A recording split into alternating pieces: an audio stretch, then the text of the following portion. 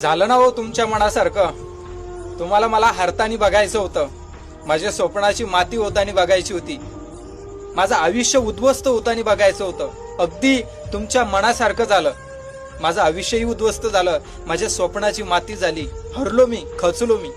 पण एक गोष्टी इतकी नवलाची वाटते ना की यार कुठंतरी माझी वेळ चांगली होती ना, तेव्हा माझ्या पाठीमाग खूप पोपटासारखी लोक गोड गोड बोलायची। पण जेव्हा कुठंतरी आयुष्यात कुठंतरी वाईट वेळ आली, कुठंतरी आयुष्यानं नशिबान साथ सोडली, अहो त्या लोकांनी बोलणं बंद केलं। आता मनातून उतरलीत लोक, अहो ज्यांचा मन राखण्यासाठी कधी काळी माझ्या स्वतःचं मन मी मारून जगलो, आता त्या लोकांवरचं मनच उडलेलं आहे। समोर जरी बघितलं ना तर तळपायाची आग मस्तकाला जाती, खरं सांगतो।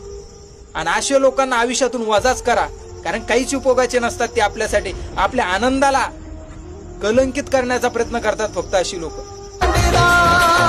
सांग पांडुरंगा तू काय नुसरा, सांग पांडुरंगा।